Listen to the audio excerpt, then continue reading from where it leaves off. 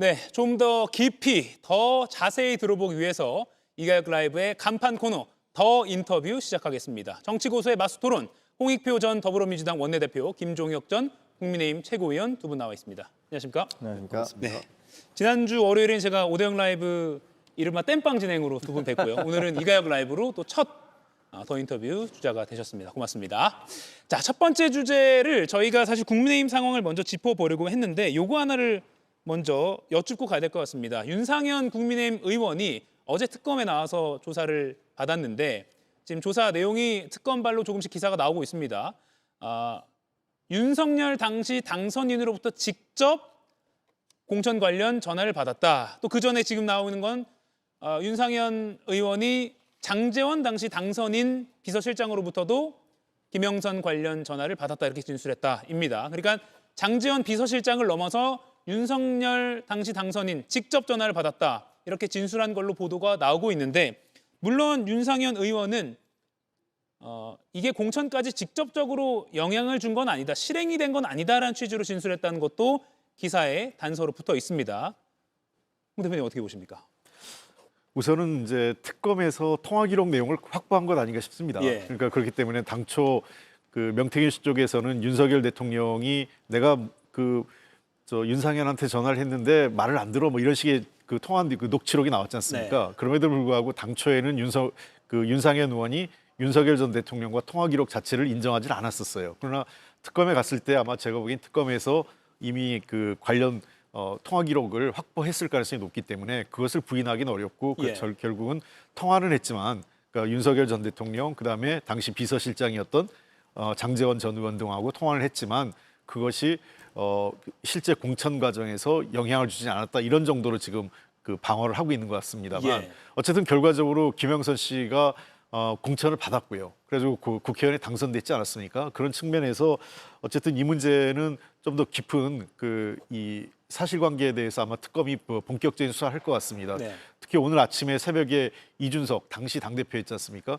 왜냐하면 공천관리위원장, 공관위원장과 당대표하고의 함께 협의가 되지 않으면 사실 불가능한 일이기 때문에 예. 이런 측면에서 이준석 당대표와 당시 당대표와 관련돼서도 아마 압수수색이 진행된 것 아닌가 생각됩니다. 네. 아마 윤상현 의원이 특검에 갔더니 부인할 수 없는 증거가 있기 때문에 이렇게 진술한 거 아니냐라고 홍 대표님은 분석을 하셨는데 어떻게 보십니까? 그렇게 생각을 합니다. 예. 그런데 윤상현 의원은 그동안에 대통령으로부터 전화를 받은 사실이 없다라고 얘기를 했었잖아요. 예. 온 국민을 상대로 거짓말을 한 거예요. 그 중진 정치인이. 이 부분은요, 몰라. 본인은 다른 의원들한테 야, 1년 지나면 다 잊어버려. 이렇게 얘기를 김재섭 의원한테 그렇게 얘기했던 것이 보도가 되기도 했습니다만 예. 전 국민을 상대로 나는 전화를 받은 사실이 없습니다라고 얘기를 했던 것들에 대해서는 명백하게 정치적 책임을 져야 됩니다. 저는 그런 분들 정치 더 이상 하면 안 된다고 생각해요. 예. 누구든지 실수할 수도 있고 잘못할 수도 있습니다. 그런데 아니 어떻게 그렇게 긴 기간 동안 대놓고 거짓말을 계속하다가 특검에 들어가서는 사실은 전화 받았습니다. 이렇게 바꿉니까? 그런 사람이 어떻게 국민을 대변할 수가 있죠? 자기 지역 국민을. 말이 안 된다고 생각하고 예. 윤석열 대통령은 더 말할 것도 없죠. 대통령이라는 분이 대놓고 아니 나는 정진석이 그때 당시에 공관위원장인 줄 알았어. 이렇게 새빨간 거짓말을 하셨잖아요. 그 기자 국민들 앞에서 대놓고 하셨어요. 네. 그렇게. 작년 가을이었죠. 대국민 아니 기자회견 이게 때. 말이 되는 소리예요. 기자회견을 통해서 대통령이 대놓고 거짓말을 하는 게. 그래놓고서 이게 나중에 12월 3일 날 그 비상계엄을 한 날이 명태균 씨가 기소된 날 아닙니까? 예. 그러니까 저 사람이 황금폰이 압수가 돼서 그게 다 폭로될 위험에 처하니까 그게 결국은 비상계엄의 방아쇠를 당기게 한 동인이 아니냐 이런 얘기를 하는데요. 그러니까 저는 저런 식의 거짓말 정치는 우린 여야를 떠나서 마찬가지예요. 이거는 저는 민주당도 그렇게 해주실 거라고 생각을 합니다. 저렇게 정치 지도자가 대놓고 새빨간 거짓말을 하면 그런 사람들은 완전히 매장시켜야 돼요. 그래야 된다고 그래야지 대한민국이 반발짝이라도 앞으로 나갈 수 있다고 생각을 합니다. 물론 이렇게 얘기하면 야 니네 당 대통령이고 니네 당 의원인데 너 그럴 수 있어? 그렇게 얘기하다 다 우리나라가 이 꼴이 되는 거라고 생각을 합니다. 그래서 저뿐만이 아니라 앞으로 민주당 의원들도 이렇게 국민들한테 대놓고 거짓말하는 사람들은 퇴출시켜 주시는 그 운동에 동참해 주시길 저는 바랍니다. 퇴출 운동. 예. 그러니까 윤상현 의원 여야를 떠나서 국민들이 이름이 굉장히 친숙한 아주 중진 의원인데 윤석열 당시 당선인과 통화한 적이 전혀 없다라고 하다가 어제 특검 조사에서 직접 통화했다. 다만 공천 관련해서 영향이 간 건 없다라는 취지로 진술을 완전히 부인한 것이, 그러니까 거짓말을 한 것에 주목해서 이 사안을 봐야 된다라고 김종경 의원께서 꼬집어 주셨습니다. 그 부분도 상당히 의미 있는 논평인 것 같습니다. 자, 여기까지만 하고요. 오늘 다룰 내용이 워낙 많아서 신천지 얘기를 조금 더 좀 해봐야 될 것 같습니다. 뭐 좀 이 정치권에 계신 분들이 하기 싫어하는 이슈인 것 같기도 한데 결국에는 홍 전 시장에 의해서 신천지 10만 가입설이 다시 한번 수면 위로 드러났습니다. 어떻게 보십니까? 그게 이제 처음에 논란이 된 것은 그 전환기 씨 때문이죠. 예. 전환기 씨가 내가 10만 명을 동원해서 윤석열 대통령 옹호하는 사람을 당대표로 뽑겠다. 이렇게 얘기를 하니까 거기서부터 이제 논쟁이 시작된 거예요. 당신이 뭔데 10만 명을 동원해서 하는 게 말이 돼? 온당한 거야? 라고 얘기하다가 예. 결국은 홍준표 시장이 그러다가 그렇게 되니까 지난번에 그 후보 경선 때 김문수 후보가 대표로 우리 당의 후보로 뽑혔던 그때 경선 때도 1,000원 당원이 있었다. 1,000원씩 3개월을 내야지 책임 당원이 되는데 갑작스럽게 1,000원만 내면 당원을 만들어주는데 그것도 발표 하루 전날 그거를 공개를 했다. 이건 뭔가 이상하다라는 의문 제기가 있었고 그러다 보니까 홍준표 시장이 이제 거기에 가담을 해서 그거는 2021년도에도 있었다. 그리고 이런 것들이 권성동에 의해서 자행됐다. 이런 식으로 공격을 했잖아요. 그래서 권성동 원내대표가 무슨 소리냐 하면서 반박을 했고 그러다 보니까 홍 대표가 내가 직접 이만희 교주하고 만났다. 네. 이런 것까지 이제 진행이 된 거예요. 근데 장동혁 의원이 저것은 국민인데 신천지는 국민 아니냐. 국민 아니냐. 누가 국민 아니랍니까? 비상계엄한 사람도 국민이고 계몽령이라고 주장하는 사람도 국민이에요. 그게 그렇게 생각할 수 있죠. 그러나 그것이 범법의 행위가 될 수도 있는 거 아닙니까? 신천지 교도들이든 뭐든 어떤 당에 자발적으로 가입하는 건 문제가 안 돼요.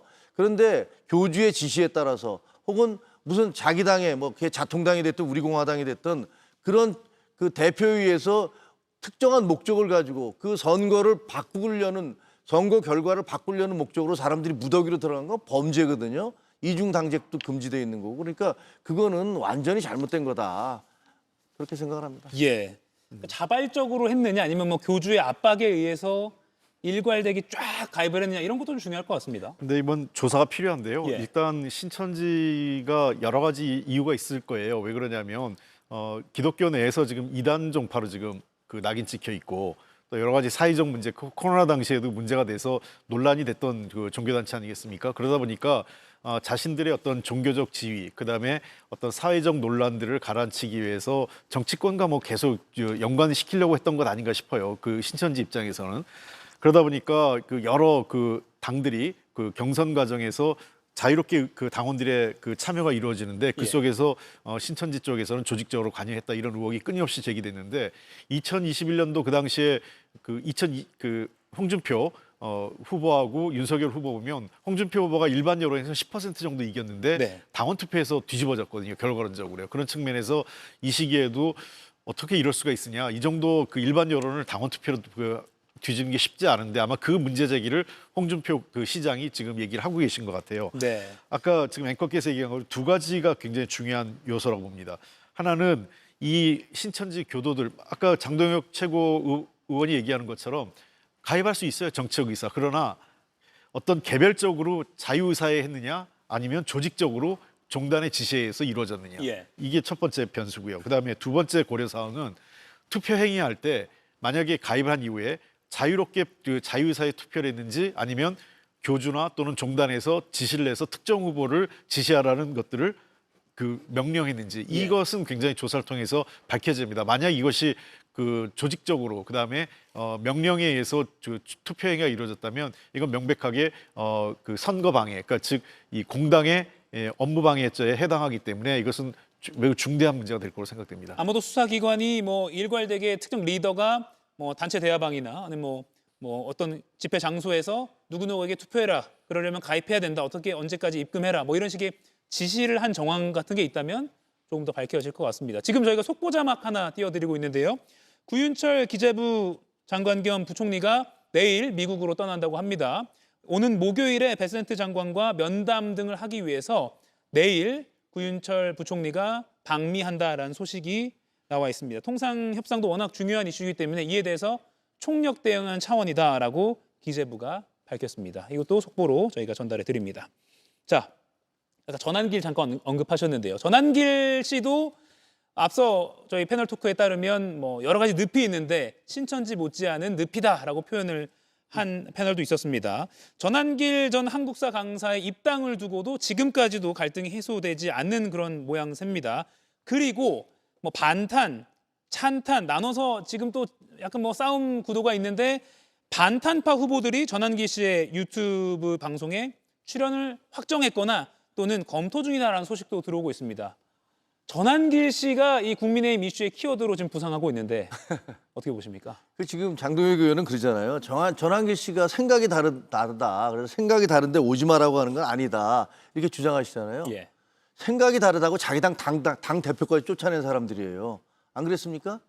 그 계엄에 대해서 이건 잘못된 것이다. 그리고 이거 우리 빨리 그 윤석열 대통령 부부하고 차별화를 해야 된다. 이렇게 얘기했을 때 물병 던져가면서 당대표 그 쫓아내고 그 지도부 그 와해시킨 사람들 아닙니까?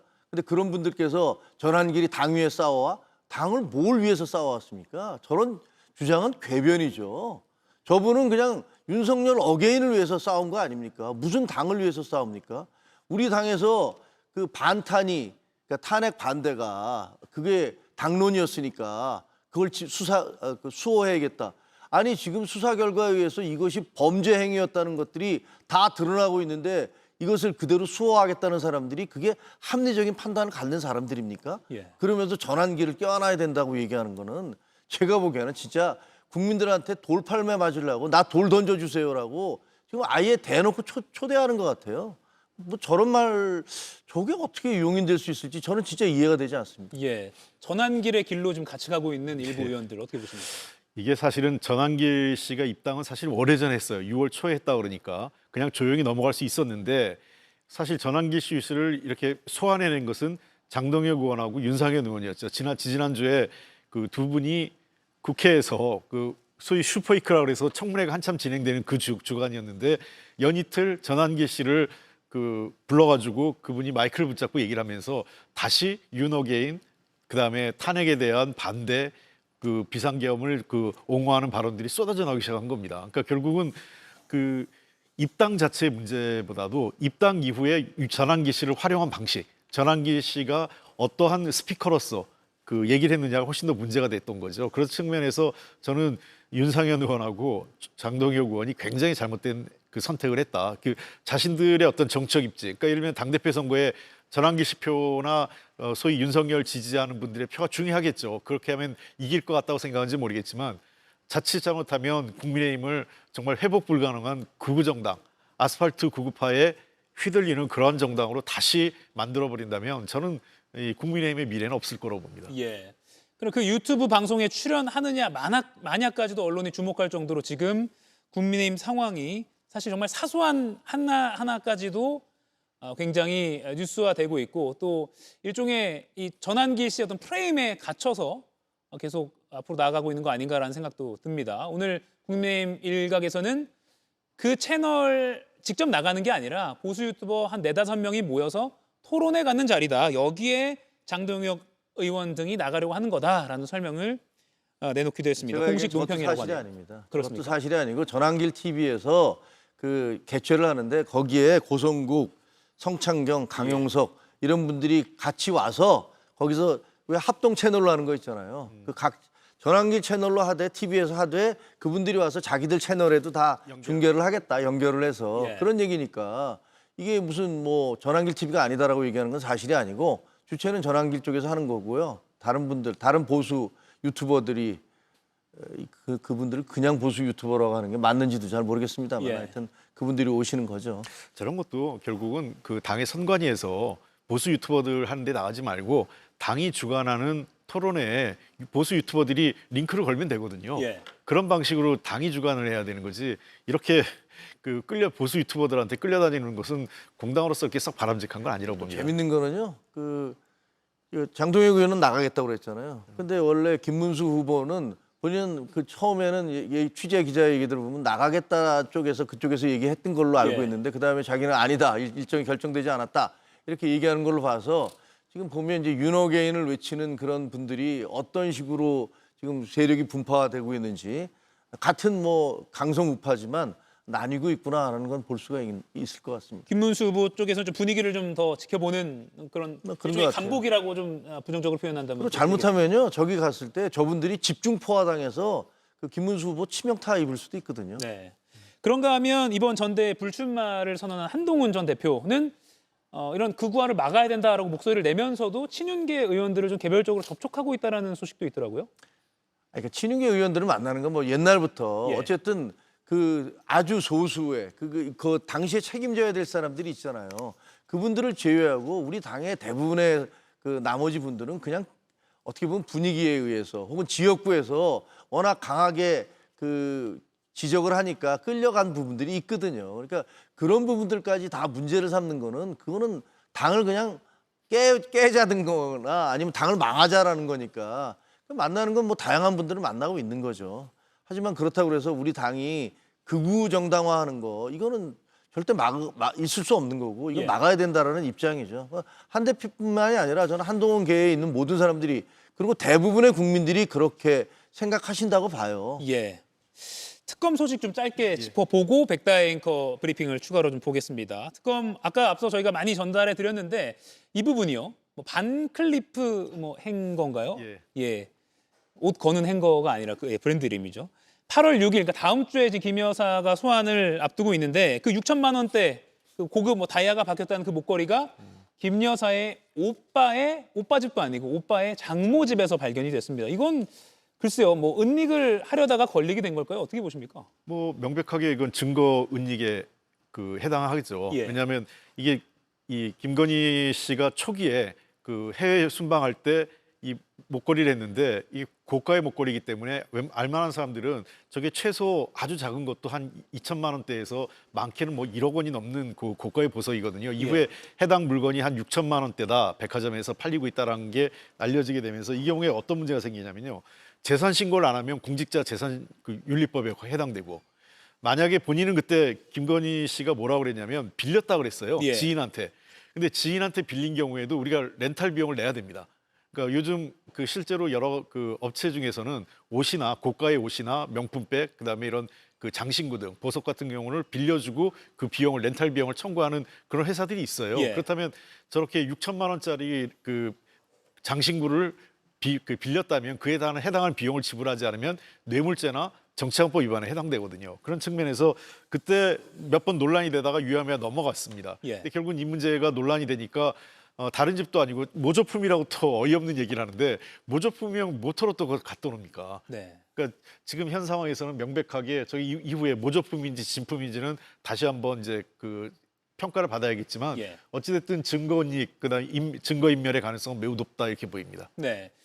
그러니까 모조품 처음에는 대통령실에서 빌린 거다, 뭐 소상공인에게 구입한 것도 있고 빌린 거다 이렇게 설명을 했는데 최근에 모조품이다라고 바꿨습니다. 김건희 여사가 자신의 그 대통령실의 해명을 스스로 뒤집은 거거든요. 그게 더 유리하다고 판단한 겁니까? 그래서 그거는 뭐 솔직히 말해서 그건 그냥 수사 결과 밝혀질 거예요. 왜냐면 처음에 빌렸다, 모조품이다, 어디 있는지 모른다. 다 사실이 아닐 가능성이 크잖아요. 그거는 이제 압수를 한 것을 진품 감정을 해보면 알 건데 저는 그거보다도 저는 대통령 부인이라는 분의 인식 구조에 대해서 진짜 이해가 잘 안 돼요. 나토에 처음 가니까 그렇게 비싼 목걸이를 그걸 진품이든 모조품이든 차고 가야 되는 겁니까? 영국인가 프랑스 건데 아마 그분들도 다 그 자기네 나라 거니까 알 거 아니에요.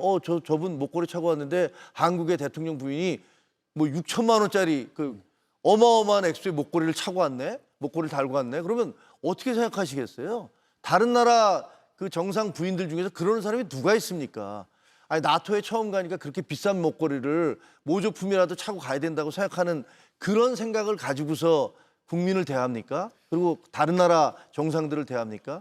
그게 창피해요. 저는. 저거 만약 진짜 짝퉁이면 국가적 덤망신입니다. 예. 거망신. 왜냐하면 짝퉁은 그 소위 모조품에 대해서 전 세계적으로 지금 규제하고 있지 않습니까? 그 저 중요한 지적재산권 관련돼서 중대한 문제인데 유명 메이커를 짝퉁을 소위 얘기해서 모조품을 영부인이 그것도 정상회담 하러 나가는데 하고 나갔다.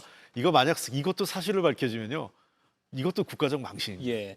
이 말씀하시는 거 들어보니까 예전에 미셸 오바마 여사가 뉴욕의 아주 젊은 신진 디자이너의 옷을 입고 뭐 공식 성상이 나가서 예. 또 우리 전직 영부인들이 뭐 사회적 기업의 구두나 옷을 입어서 호평을 받는 적도 한복을 있는데 입거나. 예. 굳이 이렇게 명품을 찾아야 되느냐라는 좀 근원적인 질문도 들게 됩니다. 아마 시청자 여러분께서도 이 점은 다 공감하실 것 같습니다. 이가혁 라이브를 시청해 주셔서 고맙습니다. 이가혁 라이브는 평일 오후 5시 TV와 유튜브로 실시간으로도 함께 하실 수 있습니다.